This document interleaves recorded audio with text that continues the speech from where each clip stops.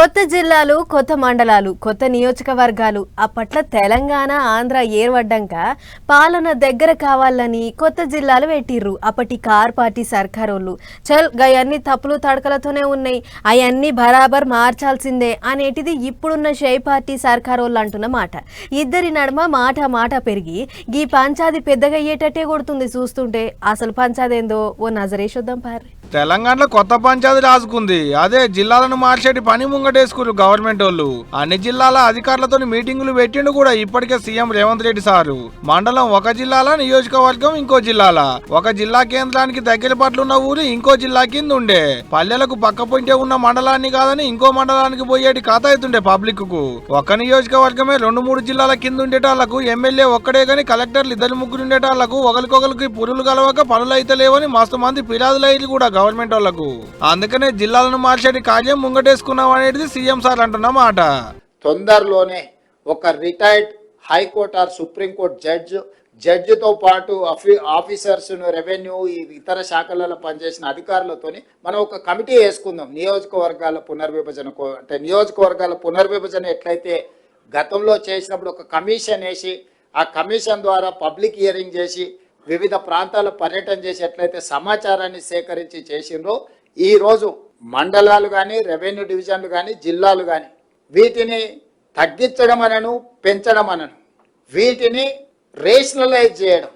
అంటే వీటిని ఏ రకంగా చేయాలా, జిల్లాల మండలంలో ఎంత జనాభా ఉండాలి, రెవెన్యూ డివిజన్లో ఎంత జనాభా ఉండాలి, జిల్లాలో ఎంత జనాభా ఉండాలి అనేది ఒక ప్రాతిపదిక చేసుకోవాలి. ఒక దగ్గర 3 లక్షలు ఉండి ఒక దగ్గర 1 కోటి ఉండరు అనుకో, దీన్ని ఏ రకంగా మనము పరిపాలన చేయగలుగుతాం? ఇట్లాంటి సమస్యలు మా దృష్టికి వచ్చినాయి. తొందరలోనే దీనికి సంబంధించి రేపు బడ్జెట్ సమావేశాలలో పూర్తి స్థాయిలో చర్చ చేస్తాము. జిల్లాలను కుదించుడు, మండలాలను మార్చుడు, పల్లెలకు పాలన సరిచేసుడు ఉత్తగా అయ్యేటి పని కాదు. ఓ కమిటీ వేస్తాం, విచారణ చేస్తాం, అటంకనే మార్పులు చేర్పులు చేస్తామని కుడుతూ సీఎం సారే చెప్పబట్టే ఇప్పుడు సర్కారు వాళ్ళు ఇట్టంటుంటే కార్ పార్టీ వాళ్ళు అంటున్న మాట గిట్టుంది. కేసీఆర్ తప్పు చేసిండు. తాండాల్ గ్రామ పంచాయతీలు చేసేది కాకుండా, మహబూబ్ నగర్ జిల్లాను 5 ముక్కలు చేసేది కాకుండా, అందుకే వనపర్తి రద్దు చేస్తాం, నారాయణపేట రద్దు చేస్తాం, అట్లాగే గద్వాల జిల్లా కూడా రద్దు చేస్తామని చెప్పి నిన్నగాక మొన్న పొంగులేటి శ్రీనివాసరెడ్డి రెవెన్యూ మంత్రి గారు ప్రకటిస్తా ఉన్నాడు.